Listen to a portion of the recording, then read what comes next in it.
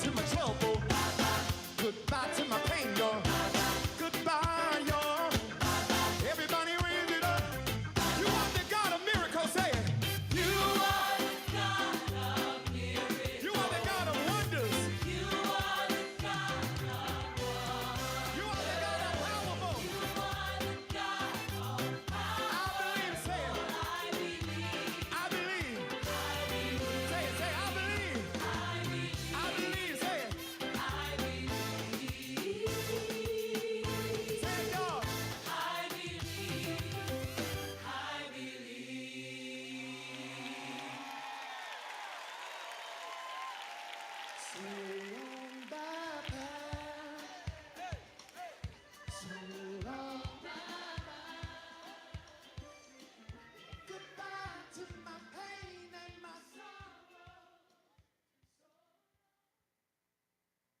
sorrow. With a friend, someone you know, cry through the night. Right through the night. Someone that's lost, stuck in the dirt, buried alive. Buried alive. Maybe someone who rather than dreams, living a lie. Hallelujah. This is for them, they regret alienated but died. Come on. Remember the pain, all the sorrow, all the fights. Yes, sir. Too many times, too many trials, too many days, too many nights. Person who's working their hardest, on the last diamond, feeling impartial. Nothing can stop you, nothing can stop Nothing you. can stop you. Nothing against you, it will not prosper. It won't prosper. Looking for healing, you can find healing. Healing. Down at the chapel, Yes. Hallelujah. Feels like victory. Listen. Come on. Come on. It feels like victory. Don't it feel like church now? everything is different now. I can see clearly now. A lot of people gone, lost. Everybody's lost. I hear from time to time a message from the phone. You're not alone. You're not alone. Yes, sir. Lord have mercy, Lord have mercy, Lord have mercy, Lord have mercy. You fill my cup when I'm Lord have mercy. never hurt, thousand times, doesn't work, you are worthy. You are worthy. You never leave me alone. Yes. You turn my house into Come on. a home. There's only one place left to go. Can I say This ain't no accident. Yes. and it ain't no see it feel right and it feel like take it up a little higher. Come on. See it ain't no shout for Don't it joy feel like if you know victory? it. Hey, it feel like hey, hey, and it really Get you feeling, get you feeling. Come on.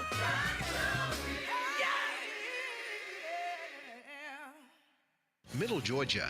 Will you help the WDDO 980 family welcome to our Glory Weekly lineup, the Flames of Fire Prayer Ministry, with Prophetess Shirley Person as host. Join this ministry every Thursday from 3 till 3:30 p.m. and tune into 980 WDDO and be blessed by the Flames of Fire Prayer Ministry with Prophetess Shirley Person.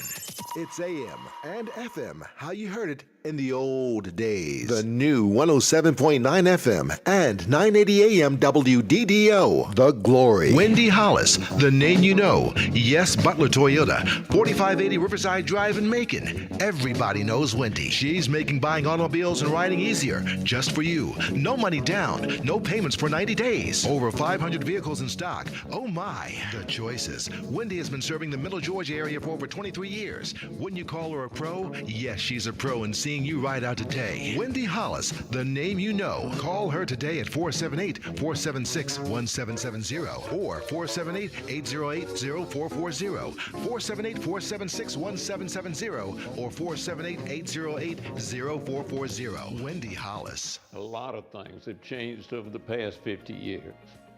A lot of things have changed over the past few months. We haven't changed. We're still here for you. Dozier Law Firm. Call us. We might be able to help you. A life is a precious one, so discover a funeral service as unique as the life your loved one lived. Bentley & Sons Funeral Home has served the Middle Georgia community since 1975. providing exceptional funeral and cremation services. This is a time to honor and celebrate your loved one. Don't wait. Plan ahead. Choose Bentley & Sons Funeral Home to bring remembrance, healing, and hope. DeAndre Bentley, family and staff wants you to experience a funeral service that celebrates the life of your loved one. In loving memory of our founder, we carry the legacy of the late Calvin James Bentley. Our location expansion is designed to be convenient for you. 1039 Sherling Drive in Macon, 526 US 341 in Roberta. Their telephone number is 478-836-3311. 327 Highway 80 in Jeffersonville.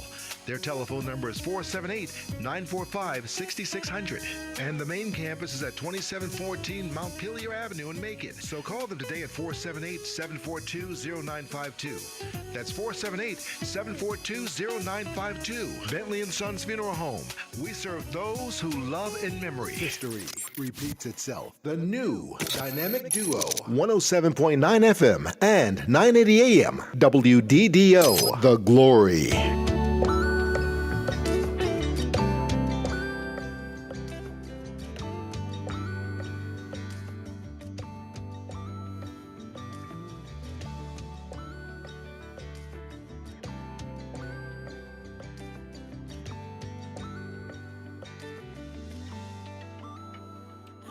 Every T, I don't dot every I. Got more flaws than a little, and I messed up 1,000 times. I don't always commit. Sometimes I give up way too quick, and then I get tired of trying to run away from who I am to who I wanna be. Some days are better than others. I can be up and I'm down. But beyond my mistakes, I'm found in your grace, and there's one thing will never change. You still love me, in spite of me. Woo! You still chose me. How can it be? Every scar, every flaw, you see it all. You see it all. You still love me, oh, in spite of me.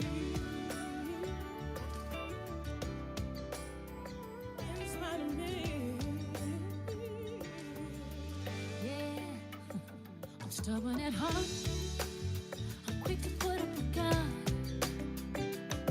I do it all by myself, I won't ask for help. And sometimes my mouth is smart, I can be insecure. Connecting the community through gospel. The new 107.9 FM, W300EB, Macon, and WDDO 980 AM, Perry, Macon. The views expressed on this program are not necessarily the views of the Glory 980 AM, the Glory Media Group, LLC, WDDO AM, its staff, management, or advertisers, but are the views and opinions of the participants of the broadcast. It is now time for the live broadcast of the WILLIE with GWENETTE, WESTBROOKS, and Mission to DUMAS. Good evening, audience. Glad to be here today.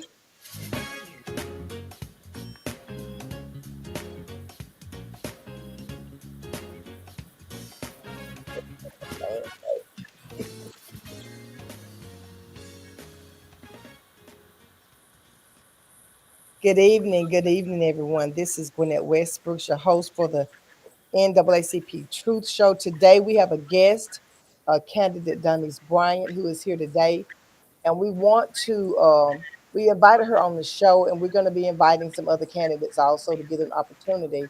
But we wanted to invite her on the show today to give her to share her platform with us, what she plans on doing for District 8, and we're gonna kind of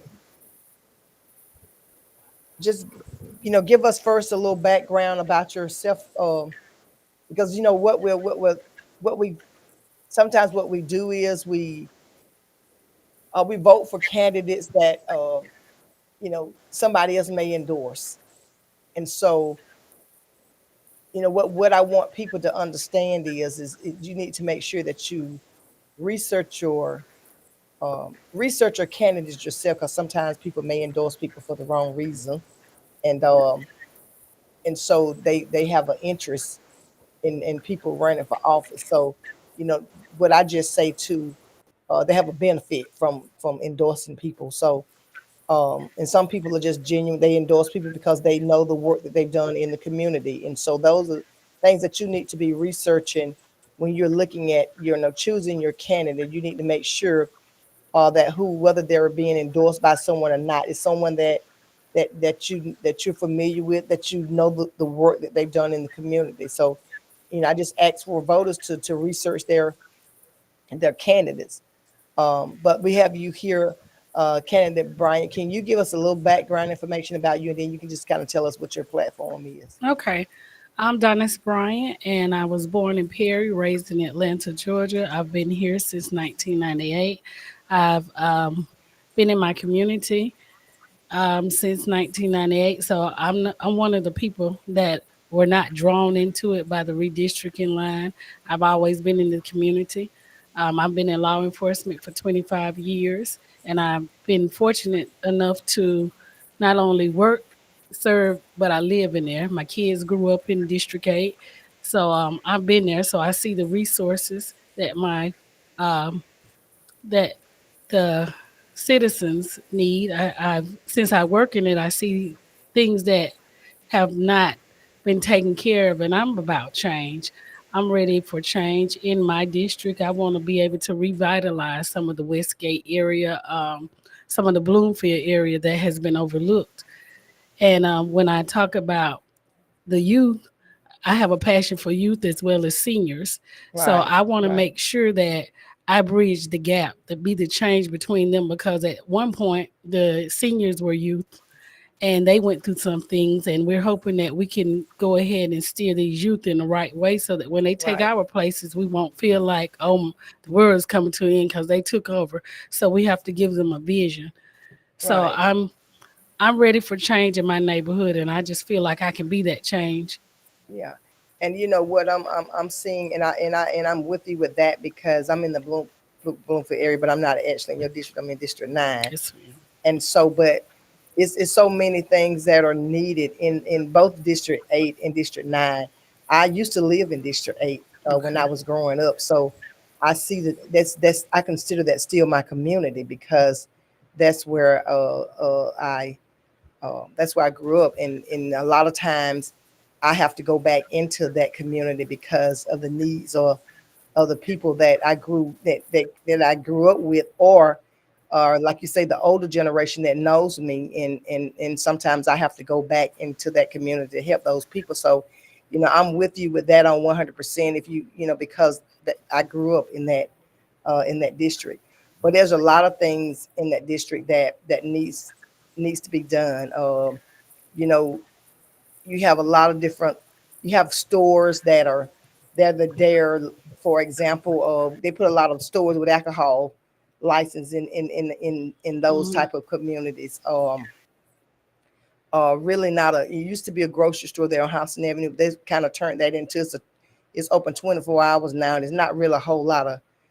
They got grocery in there just to say that they're a grocery store, but they're open 24 hours. But I'm concerned that the type of businesses that are being put into into our communities are businesses that actually draw violence in the communities, and so we need to put things in our community, and I'm hoping that's where you'll be fitting in at, if you are elected, that you'll be looking at things that'll actually increase the The value value. of the community. And people look at South Macon Houston Avenue as a area that has a high crime rate, but that can be changed. But and like I said, people put businesses in our community that draws that violence, draw Right. attention to violence. So, and we sit down and we go, listen. We have someone normally in the commissioners meeting, um, and when COVID came, they started doing virtual. So we got to get people back into getting out of the virtual meetings, because we got used to that. And so that's what we do now. The NAACP, our executive committee, is required to attend the Board of Elections meeting every month. So they've had gotten used to the virtual meetings, and then they have to come back and give a report. So we do want people to start going back into the meetings, the in-person meetings. But a lot of times when you go in there, everything is basically already done, and you're only there maybe about 15, 20 minutes because they've already discussed. And that's something that's a concern because the people, and that's been brought to my attention about people that the meetings, um, the people really don't know what's going on because when they come out at the 6 o'clock meeting, everything has been discussed and voted on, Mhm. and so the community really still don't know what's going on. So, It's in um, that closed executive meeting that they right, talk about stuff. right, and so um, I'm just hoping, in sitting in those meetings, we see that a lot of they approve a lot of liquor licenses in the black communities. And so we got to put something there that's going to be creative, like just like they're putting um, certain things in certain communities. But we need something in the communities that our kids will have, you know, um, to keep them out of trouble. Right. We need a, and I see that they're putting this health facility there on Houston Avenue. But the pharmacy, we don't even have a pharmacy. The nearest pharmacy in that area is down on Pino. You say You say we don't have even have a pharmacy in that area. Uh, Not really a drug, a grocery store in that area. let's very quickly weekly, and then they Yeah, just open up one on eyes and how which is that super value, but right. I saw that. they Right. don't stay there long. But as far as a Kroger or um, name brand store, as far as Yeah. like Walmart is in District 9, Yeah. so they have to go there. Yeah. I like the fact that you said that people should do their homework on candidates. I think they should, and I'm one of the ones. I'm gonna say I'm open book. I know everybody says being transparent, but I'll tell you how I spell my name. Somebody asked me the other day, "Will you do a background check? We want to see something about you." I'll give you my name. I give you everything except my social security number. But Google, you should be able to Google people and find out stuff about it. Google knows everything. And if Yeah, you that's can't true. find out stuff, if somebody tells you something and it's not on Google, it's either buried or it doesn't exist. And I keep saying that to people because if I'm out here running and I'm saying, I do this, then I become an open book to the people Yeah, once you run for that office, you're open so book. Yeah. whatever comes up on me, it's fair game. So I'm saying to people, if I'm running, I know that my life has become an open book, and now I am scrutiny for the public. So I just tell everybody, do your homework on your You candidate. have Not to do your homework on you. And I yes, say it all the time. not Research your candidate. Don't hmm just go by because somebody else is endorsing somebody. You research your candidate because like I say, some people that endorse candidates endorse them because they know what the right. work that they've done. You got some people that endorse candidates because they're gonna benefit from it. So there's different reasons why people, endorse candidates, but you need to research your own candidate. hmm So I didn't just um, start doing the work of commissioner. Everybody thinks all we do is a commissioner or for the commissioners to clean up. I've been cleaning up in my community, so probably last 15, 20 years. I've Right. been part of the neighborhood watch program 15, Good. 20 years. So I didn't just start saying, okay, I'm gonna start doing this so everybody can see that I'm doing it, and now I'm asking for your vote. People asking for your vote, you need to be asking them in return, what can they do for you and what will they do for you once The they're in there? community. Right. Because a vote is something that everybody shouldn't be able to get just because they ask you for it. I mean, people asking me for money. I mean, I just don't give everybody money. The vote should be Oh, earned. I'm saying vote it should should be be earned.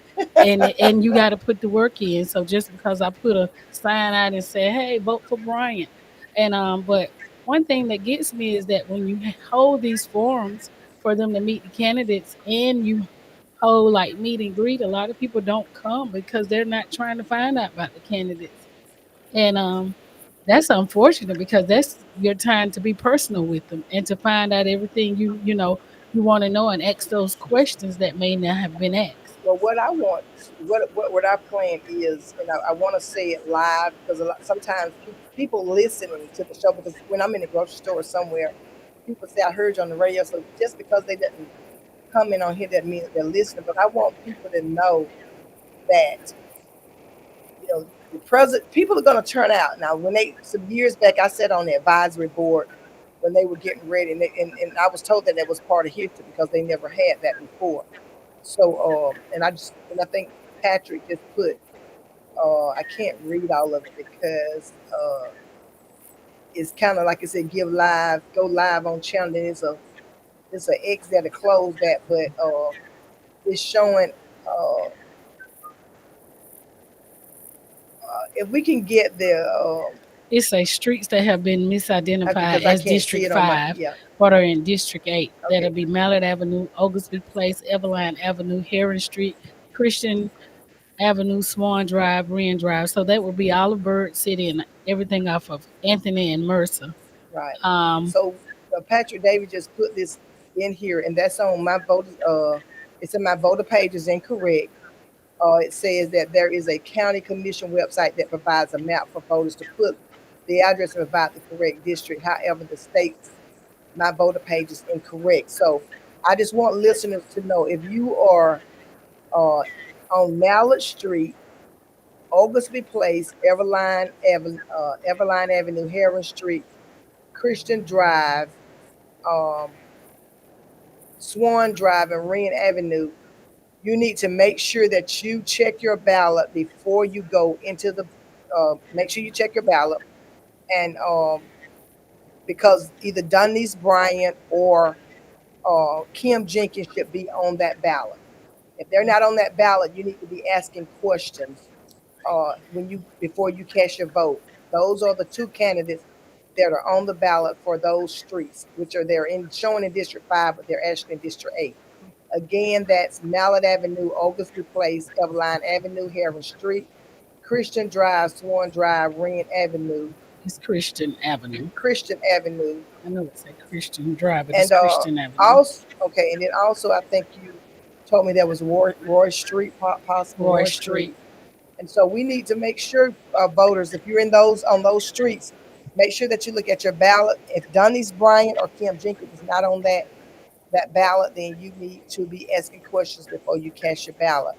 And so, we just have to, we did a press conference today Yes, ma'am. because as of today, we're still dealing with people having the incorrect information.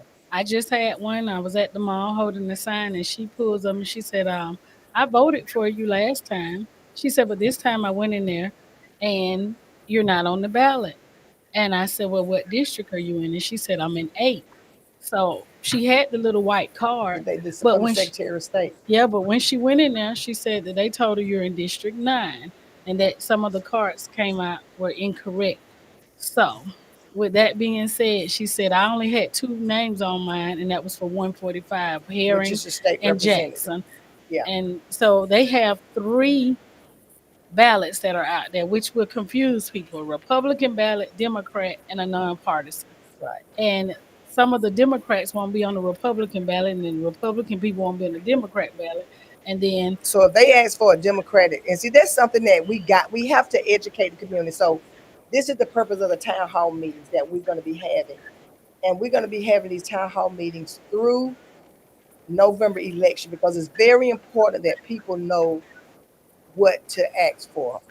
Desmond Brown said this needs to be investigated immediately. So, and you're correct. And so that's why we're trying to collect as much data as we can. Because when people go in and they say, what ballot do you want? What they should be doing is explaining it to people that there's a Republican, Democrat, right, and nonpartisan. So people don't people go in and say, I need a Democratic ballot. Well, the only right, people that's going to be on that ballot is the state representative ballot, because the commissioner ballot is going to be nonpartisan. So if you ask for a Democratic pick ballot, then you are not going to be able to. oh, Well, this is the thing that's misleading also, because they should just give the ballots to the voters when they come in, right. because everybody is not on the ballot. You don't have the Democratic ballot on the nonpartisan. So when you go in, I have a sample ballot, but is this what people need to be? And I'm encouraging people to ask for a sample ballot because the sample ballot will have everything on it. Right. That way you will know. Because, for example, if you're voting for um, uh, a nonpartisan ballot and you're voting for commissioner, then, um, for example, myself, I'm in District 9. I'm not on this ballot, so I would ask for a Democratic ballot because I am going to just be voting for my state representative. Now, when I check mine today, my state representative is incorrect. I'm actually listed as a listed with a in District 2 as a Republican with a Republican ballot. So I've sent them an email today to make sure that they correct that. I should be in District 145, which is on this sample ballot. Right. So, and I'm encouraging people to also look at your in District 145. You were in District 145, but it's been changed now. Marion Parish may show up on your ballot, and you need to ask questions if you're in District 145 because Marion Parish is now in District 142. She's not in 145. Tangia Harry and Jawan Jackson is in District 145. So that's the ballot that you should have if you're in District 145, not Marion Parish. You shouldn't have, if you're Democratic, you shouldn't have Chuck Hand or A. Wayne Johnson like I do. So I have the incorrect ballot. So the town hall meetings are to make sure that we educate the community. So when they go into the polling or go in to vote, then they'll know what to ask for and what to do. Because this is confusing. If you and most likely in your district, in your district and District 3 and 8 should not be voting for 145. Well, in my district, I have Jawan Jackson or Part Tangi of it, Herring. part of it. Part of it, and yeah. then myself and Kim Jenkins. But Right. it behooves me. I know that's not a good word, but that's how I feel about it. In 2024, that we're still going through this with voting. This should be something simple that we go in and everything should be like if you ask for a Democratic ballot, these people should be on your ballot, a Republican. We didn't have all these problems a couple of years ago, and it seems like they're trying to take us back to the 1960s before they started the voting and all the things that they were going through with voting. I talked to one of my aunts who's 83 and she said, that's all y'all going through. She said, we went through that and a whole Oh lot yeah. more. Oh yeah. She You, said, so trying to figure it out, she said, and she said they don't want to figure it out. yeah. Well, the thing about it, back then they had us kind of, well, they didn't have me kind because I wasn't born then, but they said they had them kind of jelly beans in a jar to determine whether or not you could vote or not. So we've come a long way, but at the same time, uh, a lot of this stuff is man-made. Right. It's man-made, and I'm not gonna say whether it's intentional or not, but it's not making sense to me. We still have not been able to determine whether or not we have had a cyber attack. Or I'm hearing some different conflicting information. I'm hearing that somebody unplugged the server. I'm hearing that there was a cyber attack. But normally the FBI investigate when you have a cyber attack and you have the government shut down. Uh, Desmond Brown. What about Desmond Brown says? What about the fact that the absentee ballots could be possibly incorrect also, and that's correct. The absentee ballot. Then the thing about it, when I asked about that last time, they were saying that the absentee ballots would have to be the voter would have to call in and say that they're uh, uh, uh, that they want to that they're challenging their absentee ballot. Okay. I'm looking at Patrick Davis say here there should be a demand for Tom Gill, the election supervisor, to resign. And so, we had, they had the first, black female Janetta board Watson. election supervisor who resigned, and me reading a lot of that this weekend, I was given the information because I've worked with her before. But given the information of everything that she went through, her life was even threatened, and she was followed home, and all of this, it took a toll. And so, you know, she wasn't protected. She wasn't protected, and so this is so crazy. And we end up losing someone that knew the system. And so it really needs to be an investigation done. We're in that stage, like President Griggs said today, we're in the investigation stage. We got to investigate everything because I'm Right. telling you, when I look at the numbers from last year, from the last election, local and state election, and this election, we had about half the people that voted. Okay. And when you're looking at the mayor's race, how many people voted? It's basically saying that um, 20,000 people voted, and I think he got what 17, 18,000 votes or something like that. Basically, almost the same amount of votes that he received And back in 2020, 20. and we had about 40,000 people voted. So that's a concern to me also that we and I'm did some research and uh, that during early voting as of um, May the 21st, 22nd, there were 58% people of color, black people that had voted Uh-huh. uh, during the early voting. And so, everything just really needs to be investigated. Um, we want people to understand because like I say, this is affecting District 8, and we may not, if these, you know, I know they were saying that they didn't do it intentionally, but somebody's at fault. Someone has to be held accountable Accountable. because we're dealing with you and Ms. Jenkins and Melvin Flowers and Stanley Stewart and Tangi Harris and Jawan Jackson are in runoffs that had close numbers, and we may not even be in a runoff if Right. the people had the correct balance. And so I'm, looking at those maps, it kind of appears to me, and I'm not saying anything bad about the Board of Elections because I know they got to count these votes on the 18th. But what I'm saying is that it seems to me like when they redistrict the map, they did not move all the streets. So they left some of the streets in the old map so people were able to vote from that old map. But you told the candidates that we were going on the new map. Right. So it kind of has a confusion there because if you're saying we're going on the new maps where the lines were drawn, then the old map shouldn't even be no more. They They should shouldn't be in even have somebody that else. listed Yeah. anywhere. And see, the thing about this has been, these maps have been drawn since last year. Yes. And so that's why I understand They why. had to May. So that's what, 5.5 months, So I'm almost not 6 quite months to get it right. understanding why it's not right. And I sat there in that commissioners meeting, um, sat there in that commissioners meeting, and um, not the commissioner meeting, sat there in the board of election meeting, and I watched the election text, the frustration on their face when they were giving information as to what they could do and what they can't do. And they were actually speaking on behalf of the text, and the text wasn't in agreement with what was being said, what they can do.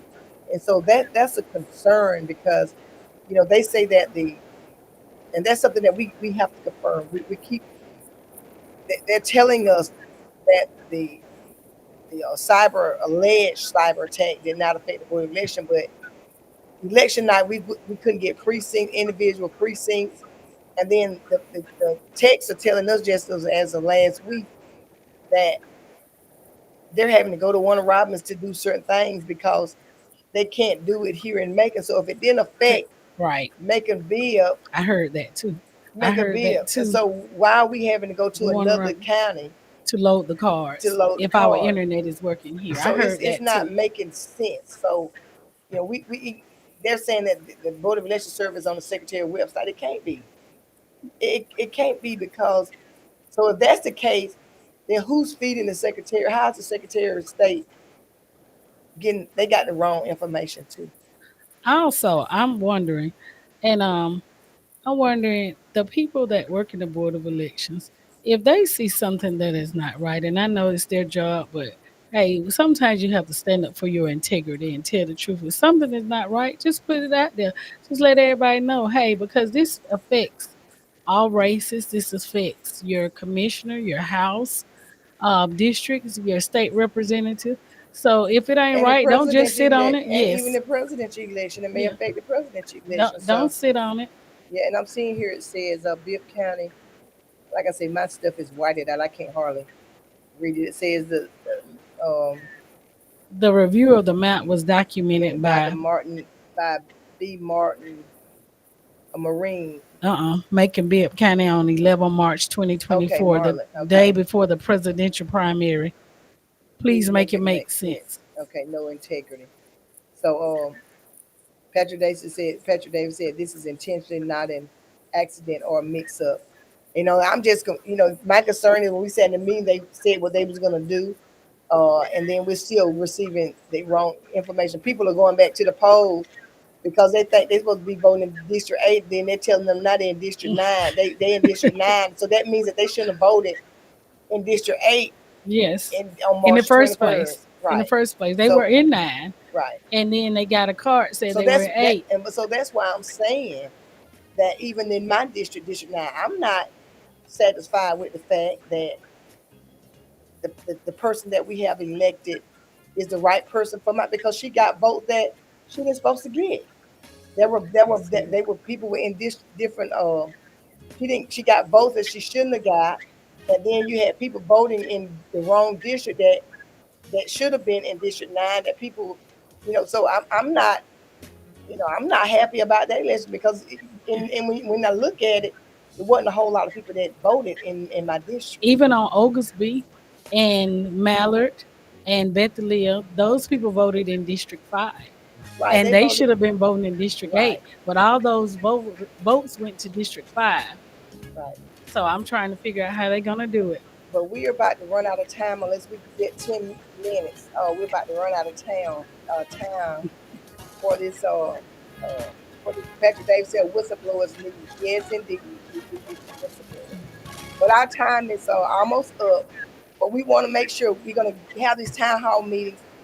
I want the voters to know that we still need to get back out and vote. If you have any questions, you can contact our office 478-745-9944. So they told us we got 10 minutes. So, make sure that um, you can call our office at 478-745-9944 if you have any issues. We will be I think it's about 24 sites that are going to be open on runoff on June 18th. We do plan on, we're working on that right now.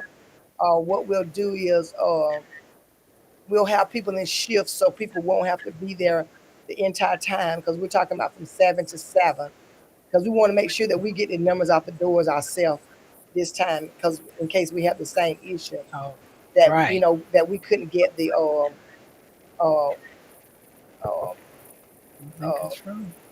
you see It there's a said be right. encouraged. God Yeah. is in control. He's consistent and transparent God. Right. She's correct.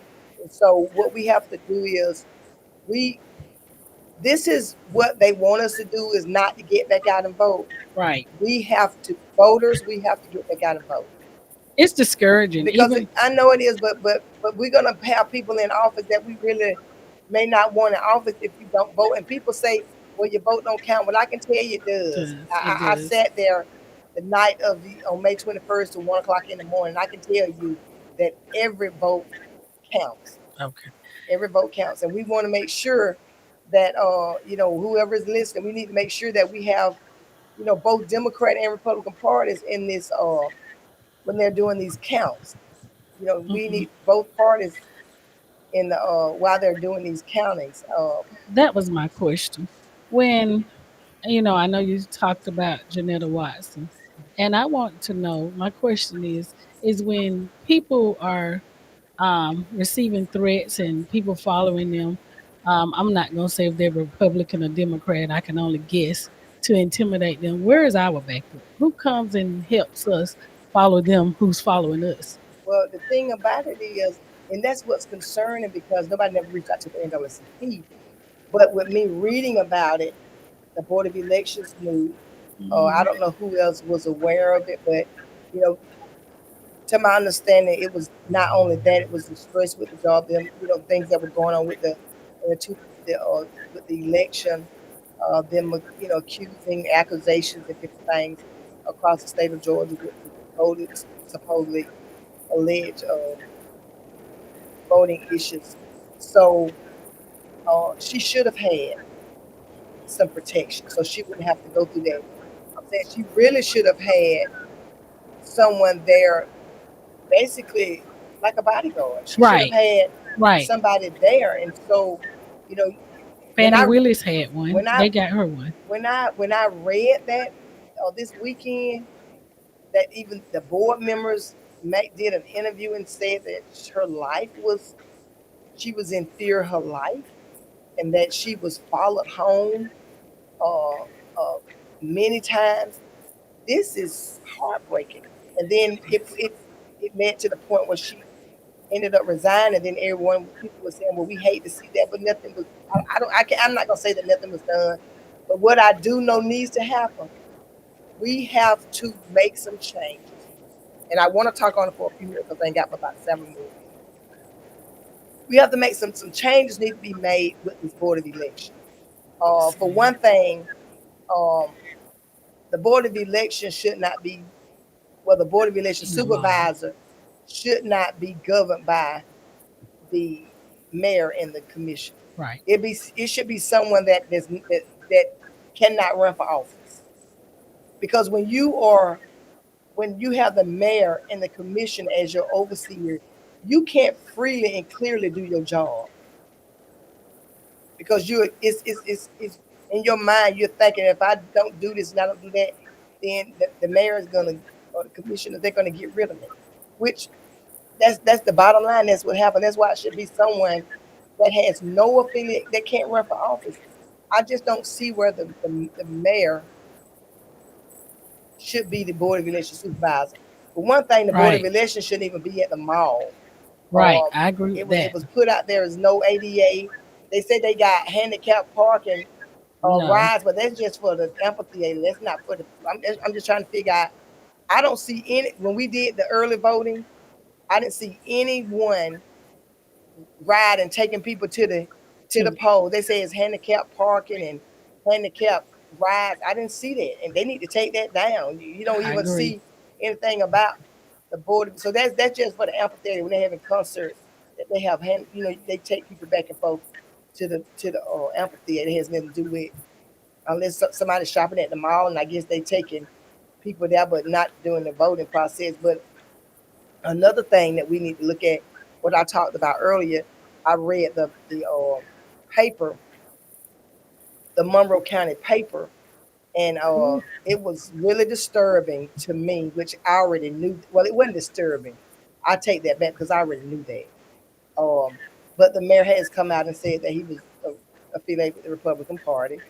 And well, that doesn't surprise us because you're running in a but majority Democratic state, so you wanted people to identify with you as being a Democrat because most of the voters are Democrats. Well, so I just feel like a lot of people have been deceived they because have they been thought deceived that if he's saying that he's Republican now, so that he can endorse Kemp and Trump. Well, the thing about it says, and I don't know, it just make me feel some kind of way. It would make me feel some kind of way if someone was endorsing me, and they really, like I said, you have to be careful about who endorse you, because when you say that someone is endorsing someone, it's a reason why someone is being endorsed, because in the article it says that if Tanja Herring does not win, then he will most likely be supporting the Republican person that's running, would be running against. If Joe Warren Jackson won, then he would be voting Republican. And so that's the idea, because most likely he probably feels that Joe Warren Jackson won't vote for him to do a third term. And so I think that's probably. But as a candidate, it would make me feel some kind of way, because it's just like you just put out there and you're being used to me. Because the only reason that you're endorsing someone is for a benefit, that you get something out of it. And so, like I say, people, we got to wake up, because, you got to go to the polls, you got to research your candidates. And then here it's just unreal. You know, we're so easy to deceive, and when somebody's giving up money, you know, our money is not good money. That's true. And Money is so the root I of never all ask, evil. I never ask for money, because when I get ready to say what I got need to say and do what I need to I do, want to do then I don't everything. want somebody to say, "Well, I did you this favor." So Okay. I don't want that thrown back up in my face. So that's why I if I need a grant, I'm gonna apply for it. I'm not gonna, you know, Right. I need to apply for it. But you know, people when they do that, you know, it's just like they own you. They want you to do favors. They want you to do what they want to do, and I'm not gonna do that. Speaking of, I know we talked about Janetta Watson. I know you only have 3 minutes, but I was researching it and I found that the same thing was happening to a lot of the black um, election supervisor in Miami Gardens. Brenda Snipes Right. was one of the first black female election board supervisor, and the same thing happened to her. And they said she died maybe 2 or 3 years later after she resigned. But for some reason, they don't say why Well, she I died. think the replacement, the interim that they were trying to put in place was a black female too, for Ms. Watson. But according to, I think it's not the mayor's choice that he wanted, so she was not, and that's why the lawsuit was filed from the Board of Elections. But when the judge ruled that they didn't have the authority to do that, but the mayor was able to appoint, uh, recommend who he wanted to, and then the commissioners voted on it. So they recommended Tom Gillian The mayor recommended Tom. over the black female that would have been That taking Janetta's spot. right, because she was familiar with the process. So my understanding, she was familiar with the process. She knew the Board of Elections. And so here it is, we're in a mess right now. It says, uh, your blackness is a superpower. It is not a slamming point. So, Shaming point. shaming point. Yeah, I'm sorry. Um, well, my friend Dr. DeWan Jackson is going to look at. Okay, that's the Democrats. Okay. So, as you know, the NAACP is nonpartisan. Right. We don't endorse candidates, but we support the issues and we endorse the issues. And if your issues are, NAACP don't have a vote, but our members have a vote. Well, just thank you for letting us have a voice. Yes. And we want to make sure that all our members get out and vote. They normally ask me what do I think, but like I said, we want to make the key thing is making sure people get out and vote. And don't be discouraged. Just get out and vote. Just know that there are people watching. If you have any issues or any Been listening to the live broadcast of the NAACP with Gwinnett Westbrook and Mr. Dumas. Come join us next Monday at 4 o'clock p.m. on 980 WDDO. The views expressed on this program are not necessarily the views of the Glory 980 AM, the Glory Media Group, LLC, WDDO AM, its staff, management, or advertisers, but are the views and opinions of the participants of the